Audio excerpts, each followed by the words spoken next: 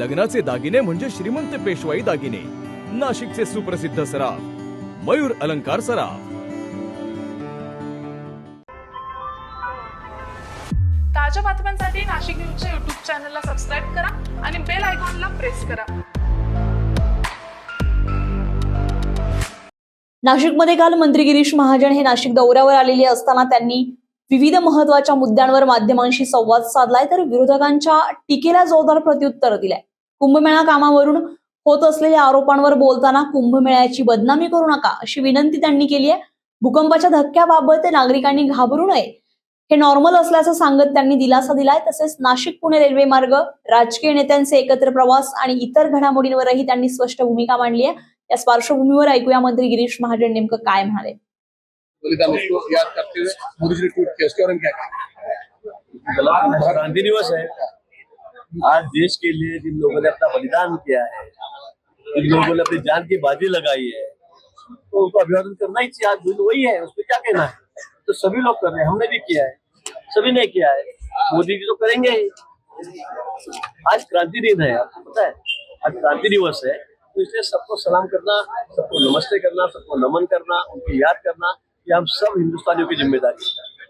Sir, कुंभमेळे गटाचे जे आमदार आहेत अंबादास दानवे ते कायम आता जयंत पाटील ते विमानात असतील ते काय गेले, मग आता विमानामध्ये काय कोणाला विरोधकांना बसू द्यायचं नाही का? ते जात असेल तर आम्ही प्रवास गाडीने करायचा.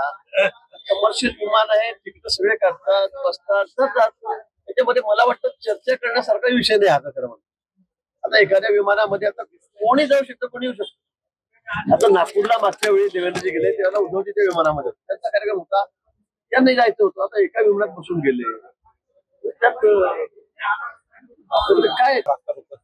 नाशिक पुणे रेल्वे मार्गाच्या बाबतीमध्ये हा मार्ग कुठल्या दिशेने जावा, म्हणजे कोणत्या गावावरून जावं, त्याचा मार्ग कसा असावा या संदर्भामध्ये थोडे वाद आहेत. पूर्वी जो डीपीआर तयार झालेला होता तो बदलायचा प्रयत्न झालेला आहे, तांत्रिक अडचणी आलेल्या आहेत. आणि म्हणून हा मार्ग इकडून असावा का तिकडून असावा, कसा जावा या संदर्भामध्ये तिथे स्थानिक लोक आहेत, नागरिक आहेत, प्रतिनिधी आहेत, त्यांची मागणी आहे.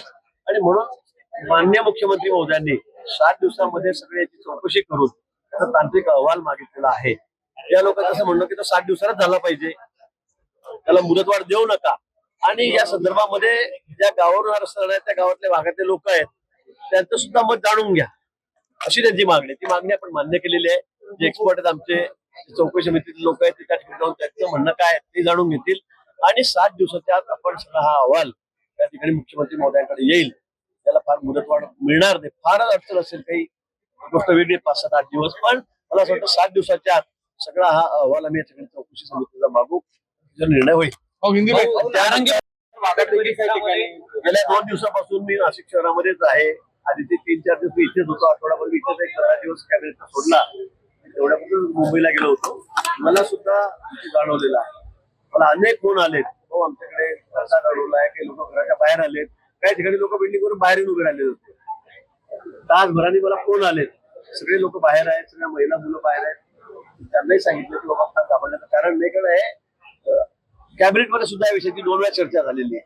या संदर्भामध्ये सगळे यंत्र बसवले गेलेले आहेत. पण काही भाग या ठिकाणी असं आहे की त्या ठिकाणी धक्के जाणवत आहेत, त्यातून त्याची निर्मिती होते.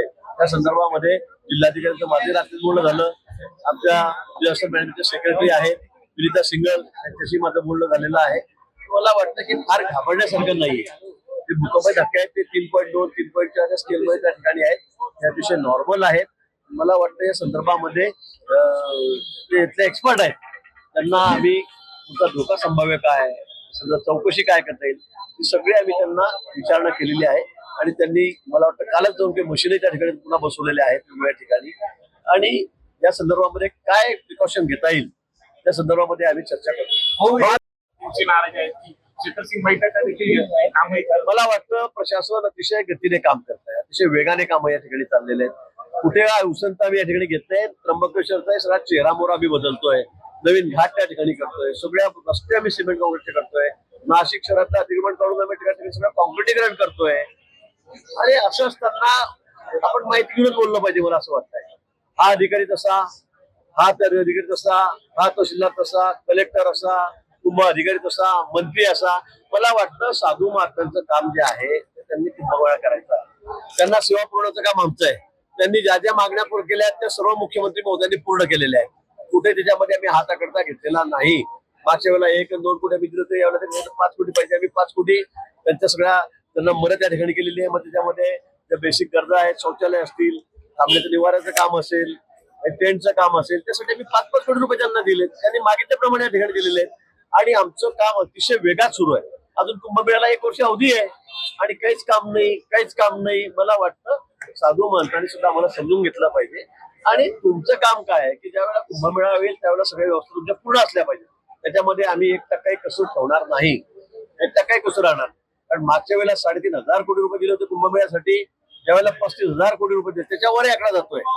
नवीन कामं येत आहेत. पण या ठिकाणी आम्ही कुठे हात आकडता घेत नाही. केंद्र सरकार असेल, म्हणजे मुख्यमंत्री असेल, आमचं सरकार असेल, कुठे हात आकडता घेत नाही. पण असं असताना मला वाटतं आपण बोलताना माहिती घेऊनच बोललं पाहिजे. काय अंबादास दानवे पूर्वी भाजपचेच होते. युवा मोर्चामध्ये आम्ही सोबत काम केलेलं आहे. त्यांनीच त्यांच्या समारोपाच्या कार्यक्रमाला परिषदेमध्ये सांगितलेलं आहे की गिरीश महाजन आम्ही एकाच सतरंजीवर झोपत होतो. आणि खरं आहे, युवा मोर्चाच्या कार्यक्रमाच्या वेळेला आम्ही खरं एका सतरंजीवरच झोपत होतो. आमच्या त्याचा जुना असते आहे आणि ते मूळ स्वयंसेवक आहे. त्यामुळे ते जर कार्यक्रम हजर राहील तर त्यामध्ये काही वावग आहे मला असं वाटत नाही. कारण त्यांचं पिंड, त्यांचं ब्लड सगळं RSS आता. अच्छा, संजय राऊत साहेबांनी त्यांनी करावं आंदोलन. ते वारंवार माझ्यावर आरोप करतायत. भ्रष्टाचार झाला म्हणते कुंभमेळ्यामध्ये. परवा राज साहेब म्हणाले की या ठिकाणी सगळे गुजराती कॉन्ट्रॅक्टर या ठिकाणी आलेले आहेत, सगळे गुजराती ठेकेदार आहेत. मी सगळी माहिती घेतली. मी 50 ठेकेदारांची माहिती घेतली. 50 मध्ये फक्त 1 ठेकेदार कोणीतरी फक्त गुजरातचा आहे. खरं म्हणजे टेंडर प्रोसेस आहे. देशभरातून कोणी ते टेंडर भरू शकतं. पण या ठिकाणी फक्त एकच ठेकेदार गुजरातचा आहे आणि ते छोटंसं काम त्यांनी त्या ठिकाणी घेतलेलं आहे माझ्या माहितीप्रमाणे. आणि म्हणून मला असं असे निराधार आरोप करायचे, भ्रष्टाचाराचे आरोप करायचे. आपल्यालाही कल्पना आहे 30, 35% बिलो काम या ठिकाणी गेलेले आहेत. महापालिकेमध्ये सगळे टेंडर आपण बघितलं तर 20%, 22%, 25%, फायबर केबलचं काम 42% बिलो गेलेलं आहे. अतिशय ट्रान्सपरन्सी या सगळ्या कामांमध्ये, पुढे स्पर्धा या कामामध्ये या ठिकाणी होते.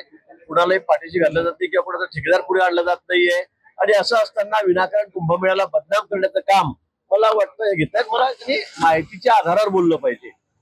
कुठे काही जीभ लावली टाळ्याला असं न करता आपण पूर्ण माहिती घ्या.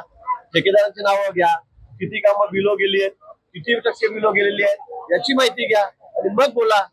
पण नाशिकच्या कुंभाला जाणीवपूर्वक बदनाम करण्याचं काम काही लोक करतायत. त्यांना विनंती आहे, राजकारणाच्या ठिकाणी आपण राजकारण करू पण असं कुंभमेळ्याला बदनाम करू नका. भेट घेतायत त्यामागचं कारण काय, त्याचं काय काम आहे, त्यांची काय मागणी आहे संदर्भात मला कुठली माहिती नाहीये. पण मला वाटतं ते देशाचे पंतप्रधान जे आहेत सगळ्या लोकांनी भेटलं पाहिजे. सगळ्या पक्षाचे वेगवेगळे लोक त्यांना भेटतात. मला वाटतं त्याप्रमाणे त्यांची काही मागणी असेल, महाराष्ट्रात काही प्रश्न असतील त्या संदर्भात ते भेटत असतील. डॉक्टर धर्माधिकारी यांचं Shri Saibaba heart institute and research centre यामध्ये अतिशय अत्याधुनिक मशीन या ठिकाणी आलेल्या आहेत. विशेष करून हार्टच्या बाबतीमध्ये, सिटी एनजीओच्या बाबतीमध्ये अतिशय आधुनिक मशिनरी त्यांनी आज या ठिकाणी आणलेली आहे आणि त्याचं उद्घाटन या ठिकाणी आज करण्यात आलेलं आहे. मला वाटतं नाशिक शहरामध्ये, नाशिक जिल्ह्यामध्ये एकाच रूप खाली इतक्या सगळ्या मशीन, इतके सगळे इलाज एकाच हॉस्पिटलमध्ये होत आहेत. आणि कुणाला मुंबईला जाण्याची फार गरज भासणार नाही, हायर सेंटरला पुढे पुण्याला जाण्याची गरज भासणार नाही. अशा सर्व मशिनरी हार्टच्या संदर्भामध्ये या ठिकाणी आहेत आणि म्हणून मी त्यांना मनापासून या ठिकाणी शुभेच्छा देतो. ताज्या बातम्यांसाठी नाशिक न्यूजच्या YouTube चॅनलला सबस्क्राईब करा आणि बेल आयकॉनला प्रेस करा.